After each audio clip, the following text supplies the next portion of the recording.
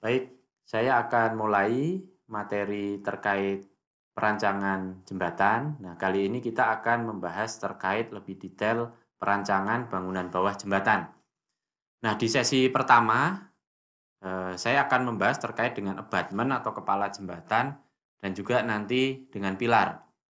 Kita akan lihat masing-masing tipe dari abutment ataupun pilar yang umum digunakan di jembatan. Kemudian nanti kriteria desainnya seperti apa, dan juga nanti perhitungan bebannya seperti apa, dan juga nanti kira-kira perancangannya seperti apa akan kita jelaskan di pertemuan yang kali ini. Oke, saya lanjutkan. Nah, secara umum kita akan tinjau dulu yang dimaksud dengan bangunan bawah jembatan itu seperti apa.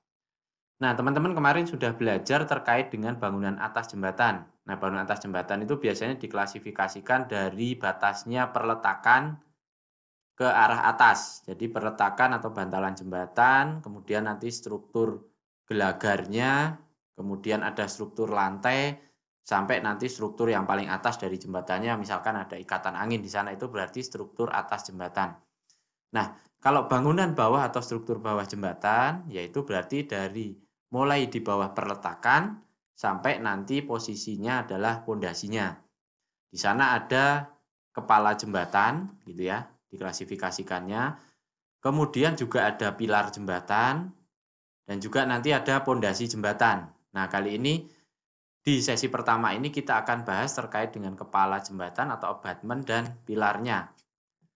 Dari jenis-jenis kepala jembatan dan pilar ini sebenarnya dibedakannya adalah dari bisa materialnya dan juga dari bentuknya. Nah, nanti dari bentuknya kepala jembatan ini ada yang tipenya cap, kemudian ada yang tipenya kalau di kriteria desain kemarin adalah kodok gitu ya.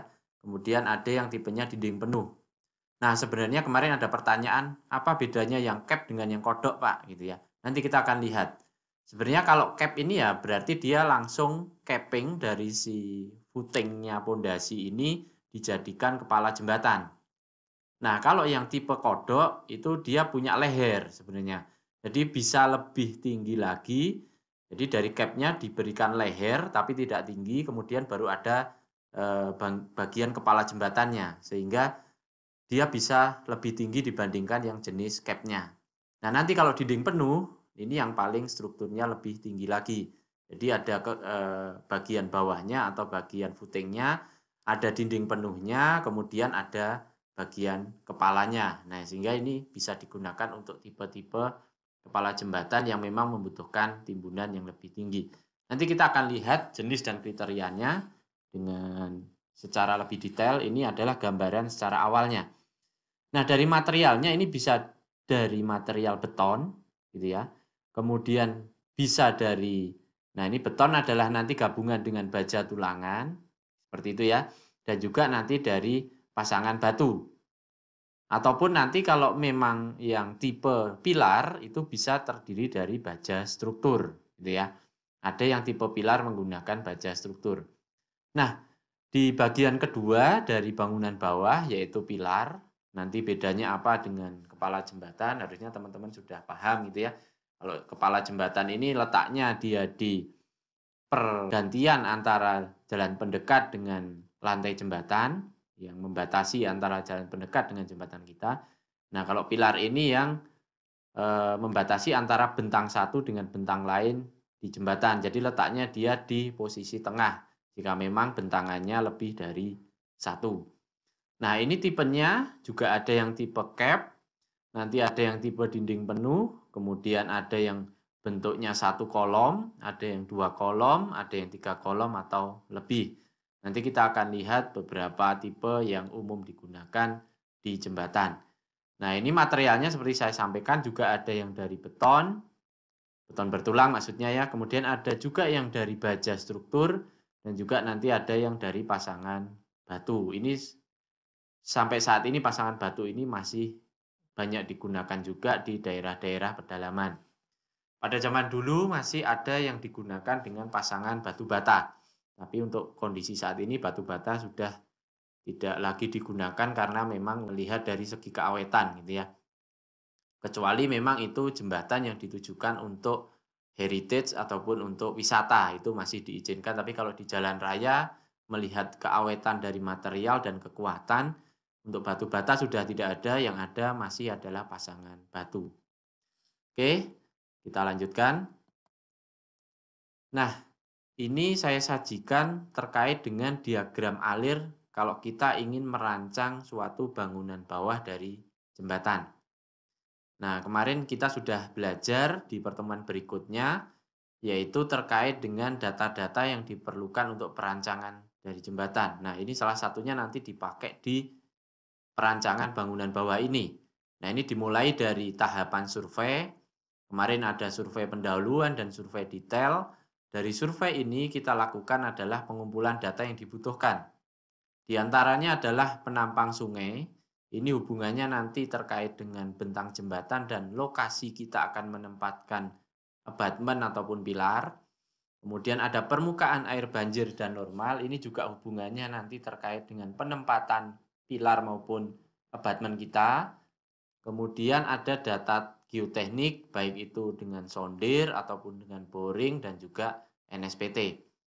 Ini beberapa data yang diperlukan untuk kita bisa merancang bangunan bawah. Oke, kemudian ini dievaluasi data-datanya. Kalau memang masih data dianggapnya kurang, berarti kita lakukan survei kembali ke lapangan.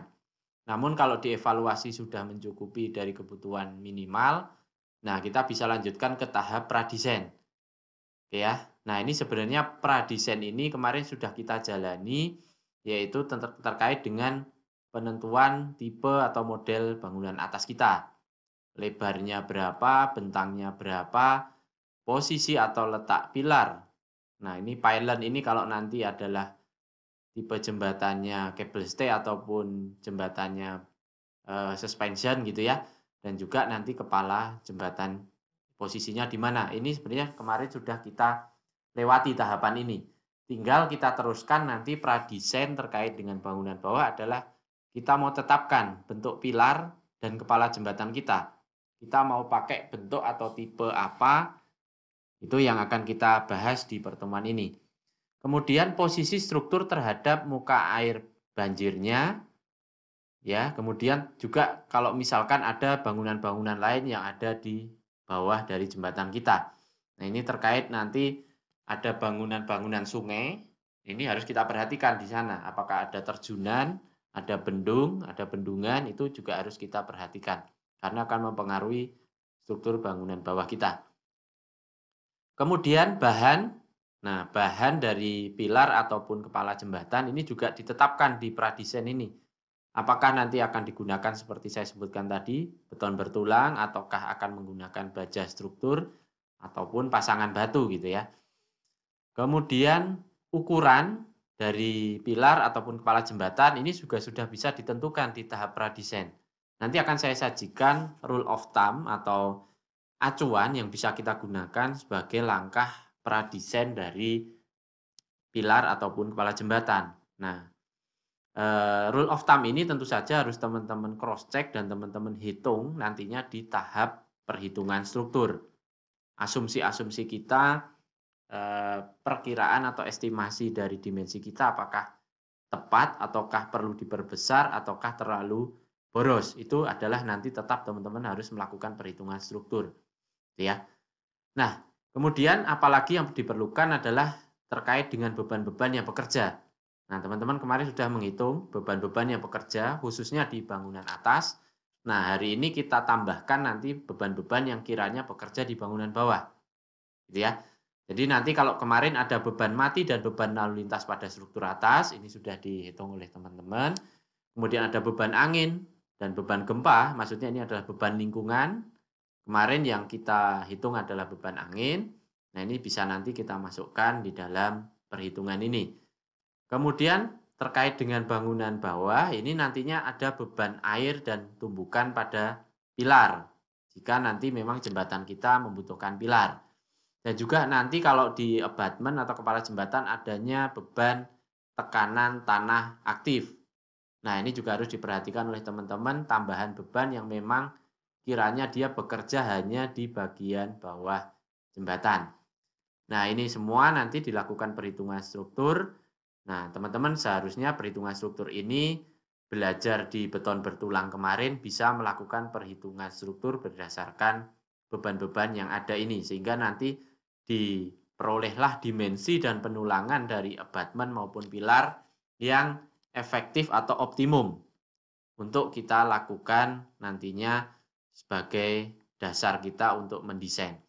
Nah, kalau memang kita melakukan pradesain tadi kurang efektif atau kurang optimum, nah kita bisa lakukan modifikasi. Kita kembali lagi ke bagan alir yang sini, kita lakukan tahapan pradesain ini dengan menggunakan asumsi-asumsi yang telah dimodifikasi, disesuaikan dengan kondisi lapangan.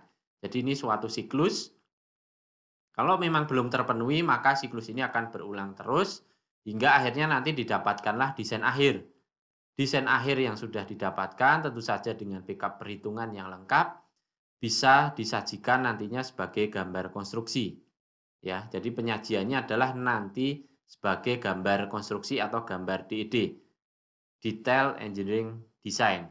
Nah, ini nanti yang kita sajikan atau kita lampirkan di laporan perencanaan kita sebagai produk dari hasil perhitungan kita. Oke, saya lanjutkan. Nah, kita akan masuk di bagian pertama terkait yang perlu kita lakukan untuk dapat merancang suatu struktur bawah jembatan. Kalau kemarin di bangunan atas kita menentukan geometri dari struktur bangunan atas, sama di dalam struktur bangunan bawah juga kita harus menentukan geometri. Nah, geometri ini adalah hubungannya terkait dengan tata letak dari jembatan kita. Oke, jadi perletakan dari suatu jembatan ini didasarkan pada beberapa hal sebagai berikut. Yaitu yang pertama terkait aliran air dan alur sungai yang stabil atau tidak berpindah-pindah. Ini pernah saya sampaikan, jadi nanti kalau teman-teman ingin meletakkan suatu jembatan, gitu ya, layout suatu jembatan, dalam hal ini kaitannya juga dengan bangunan bawahnya, itu dipilihlah aliran sungai pada alur sungai yang stabil atau tidak berpindah. Nah, ini jangan sampai kejadian yang seperti saya sampaikan di gambar tempo hari gitu ya. Kita bangun di suatu jembatan, ternyata sungainya berpindah di alur yang lain. Nah, ini makanya perlu namanya survei hidrologi dan hidrolika untuk mengetahui karakteristik dari aliran dan alur sungai yang ada. Kemudian mengikuti geometrik dari jalan, gitu ya. Dan diusahakan tegak lurus terhadap sungai. Ini saya berikan tanda dan diusahakan dalam hal artian ini, kalau memang geometrik jalannya masih bisa kita sesuaikan, trase jalannya bisa kita sesuaikan, itu diusahakan penempatan jembatan kita itu tegak lurus terhadap sungai. Sehingga pertimbangannya dengan tegak lurus terhadap sungai nanti kita bisa dapatkan bentang yang terpendek. Nah, ini kembali lagi ke kriteria desain, kita sudah bisa melakukan kriteria yaitu ekonomis. Beda nanti kalau kita terpaksanya memang geometrik jalan dan keterbatasan lokasi yang tidak bisa kita sesuaikan dan kita harus miring. Nah, ini bisa jadi faktor pertimbangan lain karena memang keterbatasan lahan. Apabila kita harus membebaskan lahan jauh lebih mahal, kita kompensasi terhadap harga jembatan kita. Nah, kalau memang kejadian seperti itu, berarti ya kita mengikuti trase yang sudah ada. Tapi kalau memang trase baru, usahakan dia tegak lurus terhadap sungai. Sehingga nanti didapatkanlah bentang yang terpendeknya. Nah, terkait dengan bentuk jembatan, ini juga nanti tergantung pada bentang dan jenis sungainya gitu ya. Maksudnya tipe bangunan atasnya nanti tergantung juga dari bentang dan jenis sungainya.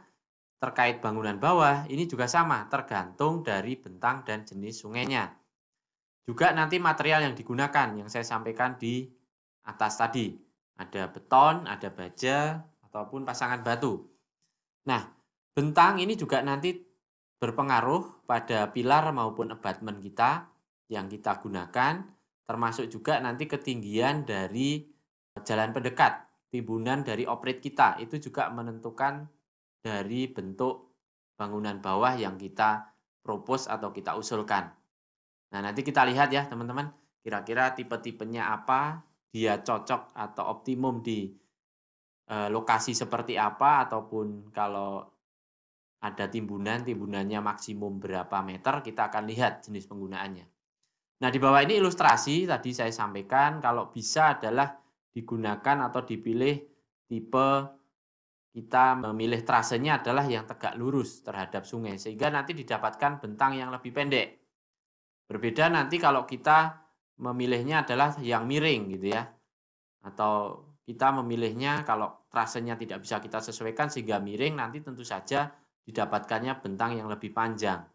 Sehingga aspek ekonomis kalau bentangnya lebih panjang tentu saja harus lebih diperhatikan lagi. Seperti itu. Oke, saya lanjutkan.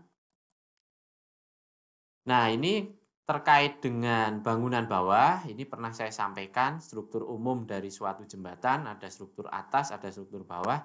Nah, yang perlu saya soroti di sini terkait dengan struktur bawah jembatan adalah adanya clearance, teman-teman di sini ya. Jadi di sini ada abutment kepala jembatan, yaitu yang berbatasan dengan jalan pendekat dan biasanya ada timbunan oprik di sini. Kemudian pilar ini di tengah antar sungai ataupun nanti kalau memang antar bentang satu dan lainnya kalau memang jembatan kita lebih dari satu bentangan. Nah, kemarin sudah saya sampaikan terkait dengan bangunan atas. Nah, bangunan bawah ini yang perlu diperhatikan adalah terutama pada clearance ini.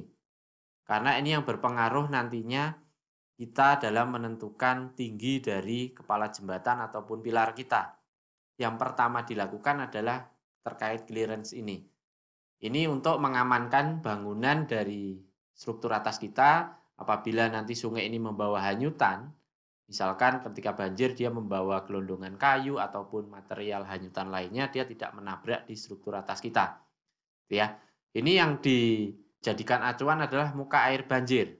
Nah, muka air banjir ini tergantung periode kala ulang ya. Kemarin kita bahas ada yang 100 tahun untuk jembatan khusus, ada yang 50 tahun untuk jembatan standar, dan kemudian ada 25 tahun untuk jembatan semi permanen. Nah, ini nanti harus dihitung dengan menggunakan teori hidrolika. Nah, bila sudah didapatkan muka air banjirnya, tinggal kita tetapkan clearance-nya. Nah, clearance ini yang nanti mempengaruhi dari tinggi kepala jembatan maupun pilar kita. Oke, kita lihat. Yang kita bahas di sini adalah clearance atau jagaan untuk banjir pada periode ulang 50 tahunan. Ini adalah digunakan untuk jembatan-jembatan tipe standar. Oke.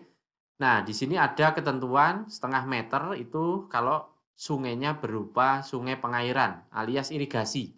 Jadi kalau irigasi ini kan kita yang mengatur debitnya dan juga di sana terbebas dari yang namanya benda hanyutan karena dia saluran irigasi sehingga di sini clearance-nya cukup kecil, hanya setengah meter. Kemudian kalau sungai alam yang dia tidak membawa hanyutan. Jadi memang sungai alami, tapi kita lihat karakteristiknya dia tidak membawa hanyutan pada saat banjir. Ini cukup 1 meter. Kemudian kalau dia membawa hanyutan, ini disyaratkan adalah 1,5 meter clearance-nya. Kalau dia sungai alam yang tidak diketahui kondisinya, jadi kita tidak tahu sama sekali kondisinya seperti apa, ini bisa dipakai 2,5 meter. Nah, kemudian kalau ada jembatan yang bersilangan dengan jalan raya, ataupun nanti dengan jalan tol, ini bisa diambilnya nilainya 5,0 kalau jalan raya, dan kalau jalan tol 5,1 meter. Nah, nanti kalau bersilangan dengan jalur lalu lintas kapal, nah bisa di laut ataupun sungai yang dilewati kapal, ini nanti bisa lebih besar sama dengan 15 meter, tergantung dari ketinggian kapal dan jenis kapal yang akan lewat di bawah jembatan kita. Nah, ini kemarin sudah pernah kita bahas beberapa tipe jenis kapal yang ada. Nah, itu nanti disesuaikan. Jenis-jenis kapal itu ketika dia kondisinya kosong gitu ya. Ketika kondisinya balance, muatannya kosong hanya diisi pemberat saja.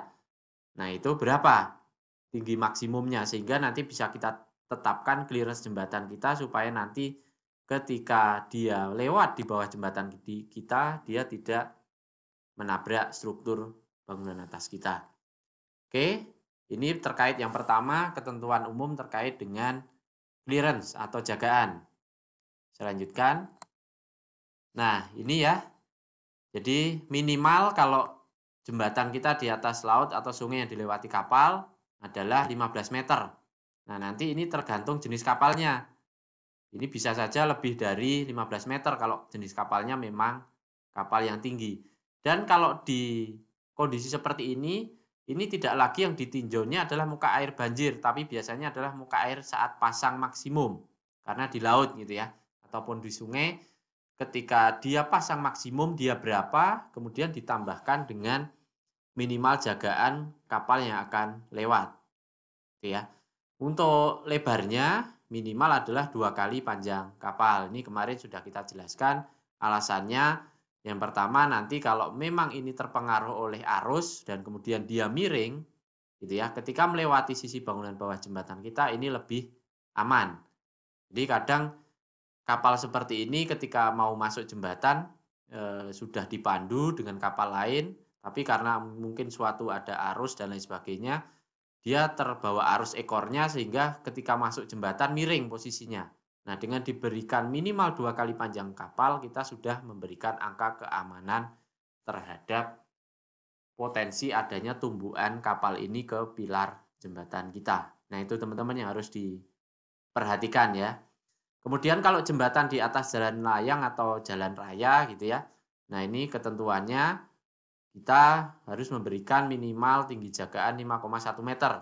Kalau dia adalah jalan tol atau bebas hambatan dan juga jalan utama atau kelas 1, arteri 1 gitu ya. Nah, kalau nantinya untuk jalan di kelas bawahnya, jalan raya itu bisa cukup hanya minimal 5 meter. Nah, kemudian nanti untuk lebar dari jarak antar pilarnya ini ditentukannya adalah lebar minimal dari perkerasan kita ditambahkan bahu jalan. Sebenarnya kalau ada saluran drainase ya ditambahkan juga saluran drainasenya berapa. Sehingga ini adalah lebar minimal. Boleh lebih dari ini supaya nanti mengamankan pilar kita ini dari potensi tumbukan kendaraan. Nah, nanti pilar ini juga harus diperhatikan, gaya yang menumbuk dari kendaraan itu perlu diperhatikan. Nanti ada yang namanya gaya tumbukan kendaraan. Besarnya berapa akan kita lihat nanti. Oke, cukup sampai di sini materi saya terkait dengan penjelasan perencanaan pada bangunan bawah, baik itu di abutment, pilar jembatan maupun pondasi jembatan. Terima kasih atas perhatian teman-teman. Silahkan ada pertanyaan sampai di sini.